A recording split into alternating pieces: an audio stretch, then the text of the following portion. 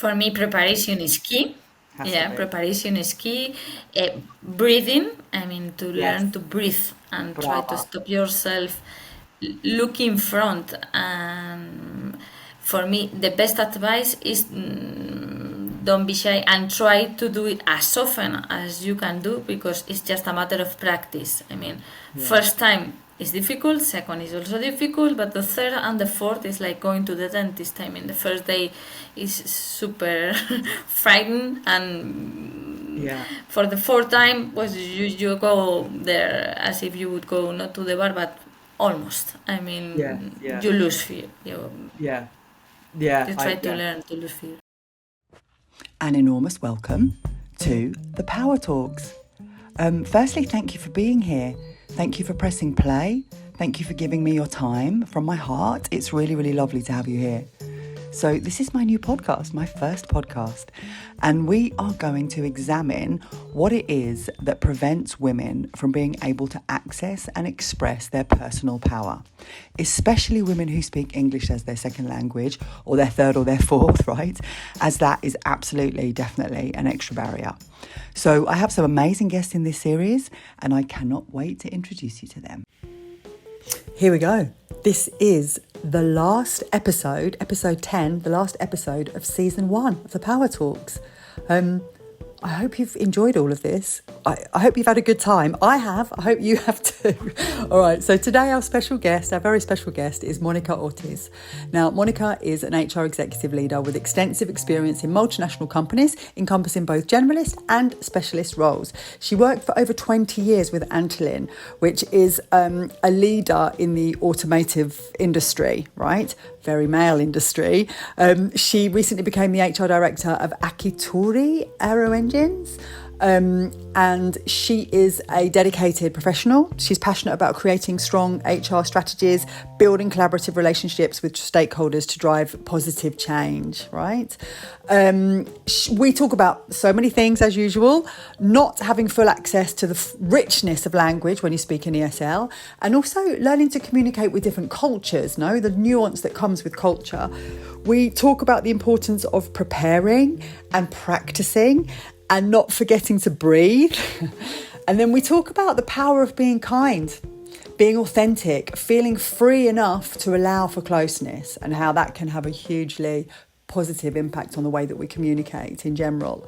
We talk about how the automotive industry has advanced over the years. And also we talk about getting the balance between learning, training and being prepared, and not letting fear stop you. Okay, enjoy.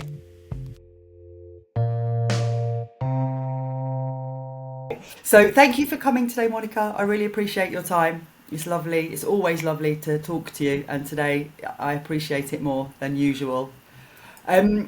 So my first question for you is just really about speaking English as a second language. When you are in professional environments, how does it affect the way that you communicate, do you think? Well, I'm quite used to use English as a second language, and it affects because let's say that it makes me shorten the way that I can communicate with the rest of the people. I mean, for us that we were a Spanish company, the use of English was quite often, no? But we cannot, or I felt that I cannot express all the things with the richness of nuances and everything that I would like to say to the rest of the people, the same way that I do in Spanish, for example. So your communication has to simplify in some way. Yeah. It's not as rich and as powerful as you can do Right. it in your own language. Do you think that when you speak English as your second language, it's more complicated to be able to transmit power, to have influence, and why?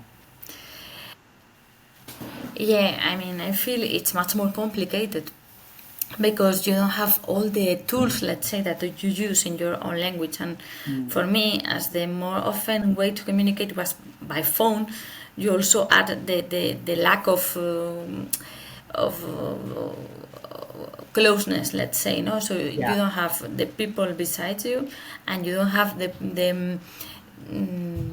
all the words and all the sentences and all the things that you would like to say as you would do in your own language for doing that in English. So you lose a lot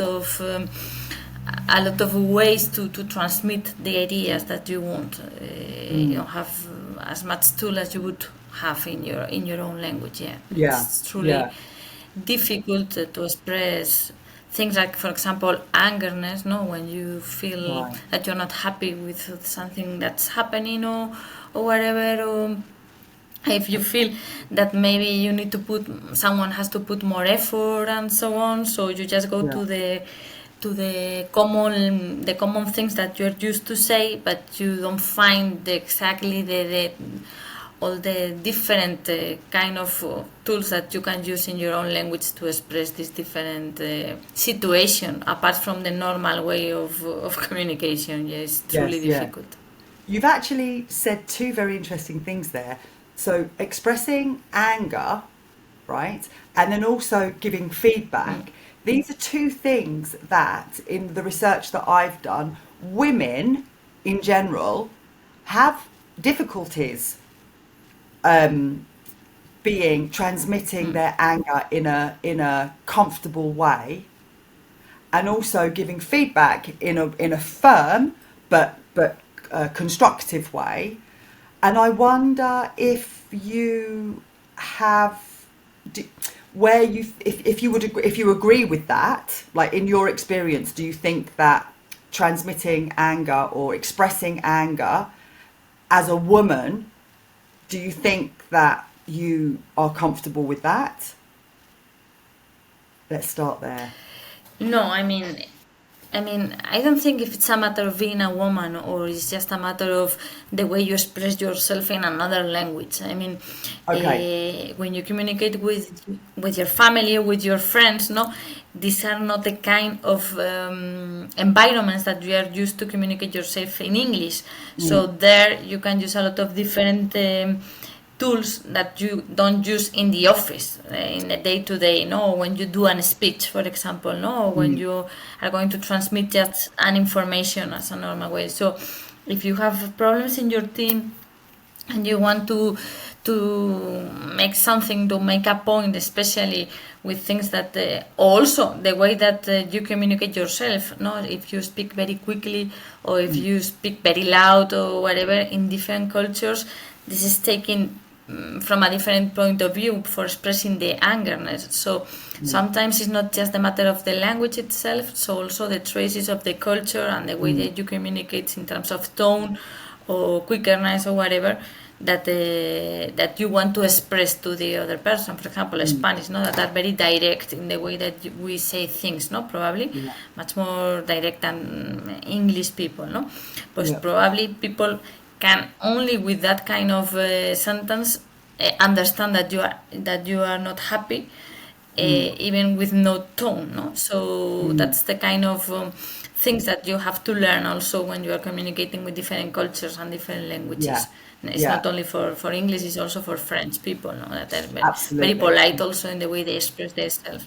Because I think there's lots of different components to self-expression and good communication, right? Probably the way that you express yourself. I mean, if you speak very loud and you speak very quickly, because the kind of words that you can use in a work environment, no, when I can see them in Netflix or wherever, no, if they are angry and they express a lot of words that you or I'm not used to hear in a work environment, so you cannot use those for angerness, for example, no. So you just try to express yourself with straightforward sentences, saying loud and saying in a different tone that what they usually perceive from you, so they can see clearly, not because of the words that you use but because of the way you try to express yourself. Yeah. that you are not happy with things that they are Yeah. doing. So, but it's very difficult because you, as I told you, I mean, you have to do it by phone Yeah. or with the camera and so on. But the closeness is also a barrier Yes. for dealing with this kind of Yeah. situations also. Well, I think what happens when you have a conversation by phone, especially, is that you lose the like visual or the energetic information, right? Because a lot of, I mean, I do a lot of work with the dialogue under the dialogue. So we have these words coming out of our mouth, but then we also have what's happening in our energetic field, in our emotional field, in our physical field. Yeah. And this is a language. And this another person's body, animal body, will be responding to your whatever you're transmitting. And so if you don't have that in the room, it's very difficult to have that Yeah. being transmitted through a phone call. You know, it makes it much more Yeah. complicated. Yeah. Yeah. Yeah. Interesting.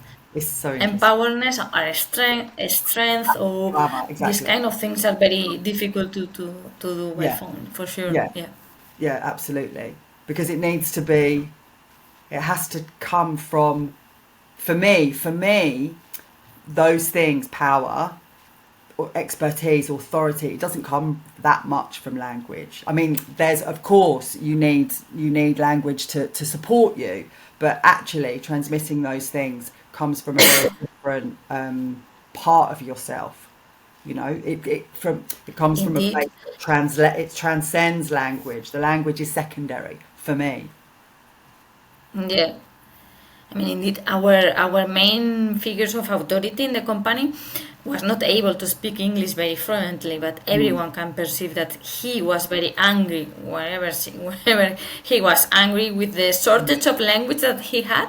mm, Everyone can perceive how angry he was in any mm, moment. I mean, although he didn't want to. I mean, he felt very limited with the use of the language. mm. Everyone was aware how angry he was, whatever it was the case. So yeah, language was not the main tool for expressing this kind of Yeah, situation and feelings. That's for sure. Yeah. yeah, that's interesting. Ooh, interesting. All right. So, have you had situations where you felt blocked because of because of English, I suppose, is the first, and where the lack of, or not lack, because obviously I don't think you do lack English at all, but something stopped you from speaking. Have you had those situations? For me, the most difficult situation were when you have to do a public presentation or whatever in front of a lot of people. In Mm, our case, for example, in the HR community, it was a mix of people talking English as a main language, English speaker, also American people or whatever, and also European. So for me, it was like a kind of exam, not about the content, but about the way that you're going to express the things. So for me, it was, although you can prepare yourself and you do it very often at home and you try to do it the best you can, I try to support also with videos and things like that for not having 1 hour only talking, because I felt like little, no, in front of such an audience with a good level yeah. of English, that I was going to be judged not only because of the things that I was going to communicate, but the way I communicated itself. Mm, So for me, it was, I don't want, I mean, I feel a little bit scared in front of a great audience. So if the mm, thing is done in English, I felt really scared about it. mm, So mm, although I prepare myself, it was always a difficult point for me mm, to be in front of such amazing people talking a lot of languages, and the majority of them English as mm. their main language. If you So if you were doing difficult, that in yeah. Spanish, if you were doing that in Spanish, would you feel the same? Let's say that instead of two barriers, I would just have one. No, is the Right. audience itself and Yeah. the feeling of being in front of the public, but not also adding the second the second stopper as it is the English itself. So yeah, it's a matter also of talking in front of the people that for me a little bit shy. So for me it's something Yeah. that make me a little bit nervous. Yeah. Yeah, it makes it worse. Yeah, the English component makes it worse. Yeah, yes. Mm. And what kind of techniques do you use to? Because I think Monica, I think so many people feel like that, right? Like so many Yeah. people feel very nervous about having to speak publicly. Adding a second language to that is just a nightmare. And yeah, what kind of advice could you give our listeners to manage that? What works for you? For me, preparation is key. Has to Yeah, be. preparation is key. Breathing, I mean, to learn Yes. to breathe and try to Brava. stop yourself, look in front. And for me, the best advice is don't be shy and try to do it as often as you can do, because it's just a matter of practice. I mean, Yeah. first time is difficult, second is also difficult, but the third and the fourth is like going to the dentist. I mean, the first day is super frightened, and Yeah. for the fourth time was you go there as if you would go not to the bar, but almost. I Yes. mean, Yeah. you lose fear. Yeah. Yeah. You try to learn to lose fear. Yeah. I agree. 1,000%. 1,000%. Practice, for me, it's just a matter of practice, Yeah. and confront your fears, be in front of them, and put yourself into the audience as often as you can, so Yeah. you won't have that fear, Yeah. never, I think, or ever. Yeah. Yeah. Brava. Exactly. Face your fear. Exactly. um, so do you have any example of a situation um, that you would say, oh, that was maybe a failure?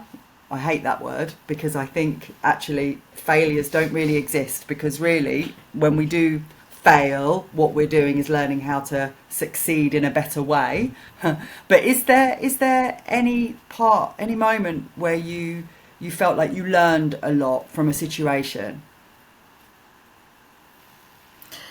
Well, for example, during the COVID, I have to follow, have to make a follow up with all the countries very often.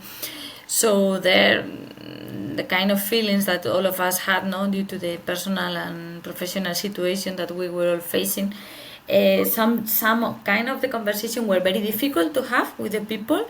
So maybe you couldn't understand what they were, because they were trying to express legal, for example, legal situation, very very special from each country. So you were Yeah. not able to understand maybe the deeper of the things that they were saying to you, no, in terms of legal, no, this is paid by the government, by the law, but this is covered by the social security. So you Yeah. become Yeah. like Yeah. astonished. Yeah. But at the end, you try to be close to the people.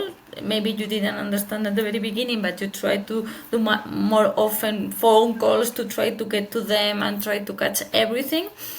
And it made me learn that being close to the people, if they felt that you were close and trying to help them and be with them, they feel comfort, and they were trying to express themselves the better they can, so they can get to you and get your help, or you will get their help. Because tenderness or closeness at the end make friendship, or not friendship, but make relationship cool and better for being there. No, maybe at the very beginning you don't understand all the peculiarities and all the things that they were trying to let you know, but if you just try and get closer, people try to open themselves, and it make better the relationship between all So of us. nice. Yes, yeah, that's so nice, Monica, because I think it's like it's about humanizing Mm, everybody, you know, like it's definitely having empathy for people, mm, and then that if we have empathy for others, ideally they have empathy for us too, right? yeah. And then it's connection. You know, all of us are just trying to do our best with the tools that we have, right? And English is one of those tools. Communication is a tool. And if we can be a little bit more generous with each other, Yeah.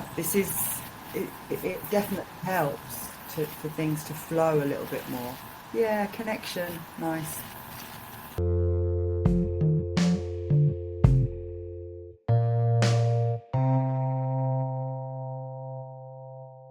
So what do you think your biggest like lessons that you've learned throughout your professional life that have had an impact, a positive impact on the way that you communicate? Not just in English, but in your own language too. What do you think are your biggest lessons? Does it go back to what we were just talking about, perhaps? Maybe that even if you don't have a very good of English or whatever, if you are kind to the people, if you are close to people, people try to do their best to communicate with you. I mean, I had good mates who were Spanish and they were not able to communicate in English, but at the end they were close friend, or well, close friend. Let me know. I mean, but they get along very well with people coming from France or from Germany or from England because they felt comforted and they felt. I mean, they laugh together. They have a good time with the beers. So the barrier is much more in our head, rather than in the language itself, because people with not a very good, super good level of English were able to communicate with others with gesture or with kindness or whatever, and be close to people coming from abroad. While some others with a very good level of English, they just communicate in a professional manner, but they were not able to be with them having a beer or talking about families and so on. So for me, kindness is always a super good tool to be close to the people, to communicate yourself and be natural, be honest, and be generous, as you said also. I mean, not just the professional way, but the personal way. Sorry, Yeah. I think it's that. I think it's I think it's like showing yourself, no? Like being real, authentic, honest, showing yourself. Yeah, exactly. And that is always way more valuable, I believe, than your level of English. You know, like because it's for me, it's about content. It's the content that is the most important thing, rather than not so much the form. Yeah. I mean, of course, it's good to work on our form, but actually, a person's message, what a person wants to say, is so much more important than the way that they say it.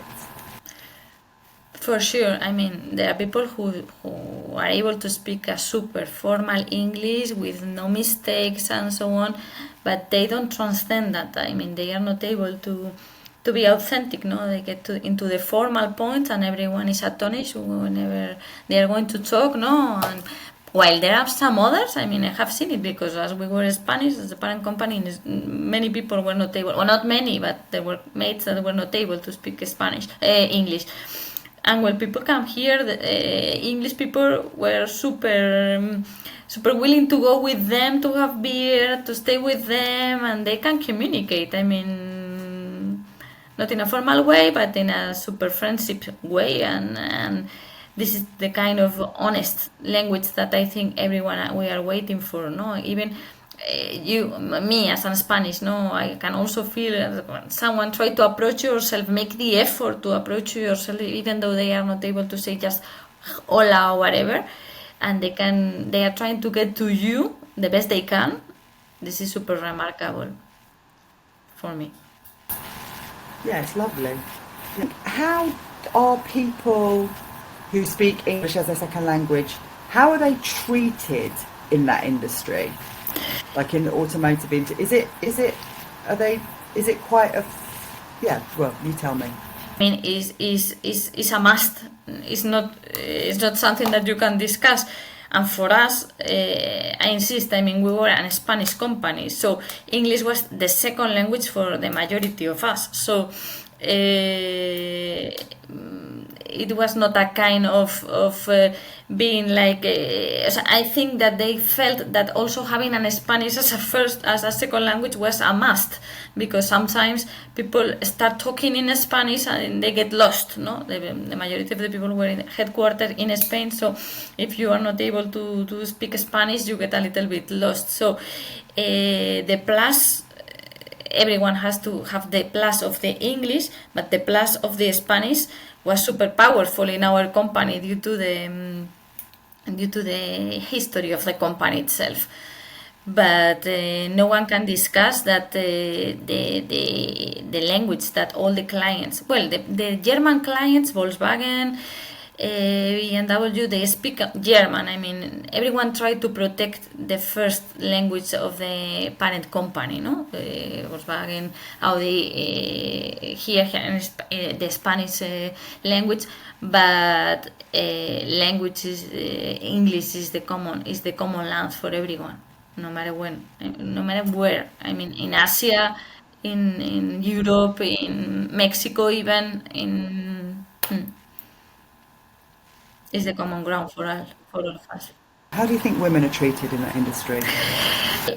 As I have been in that world for 25 years, I feel very relieved because the evolution is huge. I mean, I think at the very beginning, when I started, yeah, I have seen a true evolution. I mean, at the very beginning, there were no women at the general manager in a factory or as project director. Well, when I left the company this year, uh, three engineering directors were women.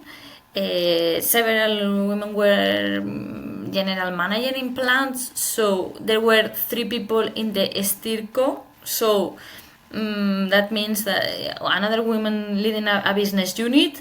So the evolution is huge, and I can acknowledge that the people has also recognized the powerful and all the empowerment that the woman can bring to the industry, the automotive industry, not only in HR and finance, as it has been in all the industries, also was in this one, but also in the business areas. So, I mean, in engineering, in manufacturing, in logistics, in all of them. So yeah,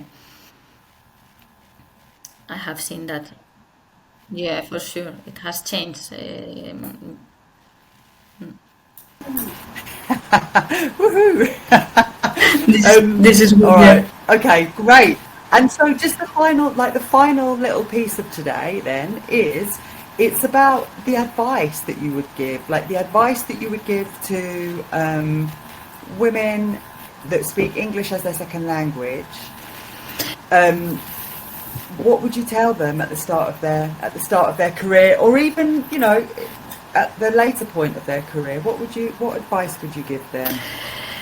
uh, Put away your fears. I mean, and never stop preparing yourself. I mean, both things. I mean, prepare yourself, and but embrace your fears and move forward. I mean, don't prevent yourself for doing things because you are not going to be at the level that you request for yourself, because there are people with all levels. I have seen people with all levels of English talking in the automotive industry. So you are one more. Move forward and don't be shy. Don't prevent yourself for doing things because of your English, because everything is accepted. I mean, communicate yourself, okay, and prepare yourself if you are able to go to lessons, and that's for sure good. I mean, I believe a lot in the power of learning, but don't prevent yourself for doing things because of the English. What advice would you give to native speakers when they have to deal with people who are speaking English as their second language?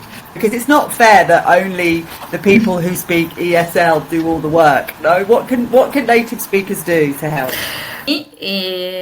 English speaker try to go to a lot of, let's say, sentences that they know, as in Spanish, no, for refranes or things like that you probably don't get at the very beginning, but if they explain to you, are good to learn, and also you can use also.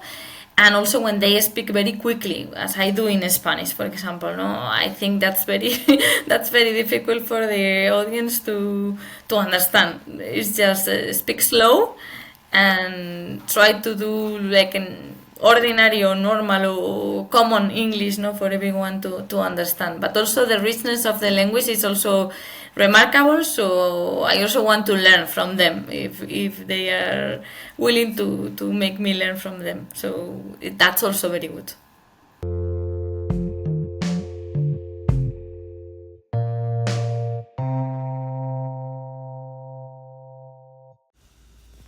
I would like to say an enormous thank you. Thank you to you for listening, right? Thank you to my guests. They were so generous with us, generous to share their time, their experiences. I really appreciate all of it, all of you. Okay, I hope you enjoyed season 1 as much as I have. I'm already making plans for season 2 because I am on an absolute mission to amplify the voices of women who speak English as their second, third or fourth language. No, for me, this project and all of my work really is about actively and intentionally redefining what power looks and sounds like. So I want to contribute to normalising hearing, expertise and authority in the voices of women. Women who speak English as their second language, third, fourth or fifth language, right? This is my contribution to gender equality. It's what I can put on the table.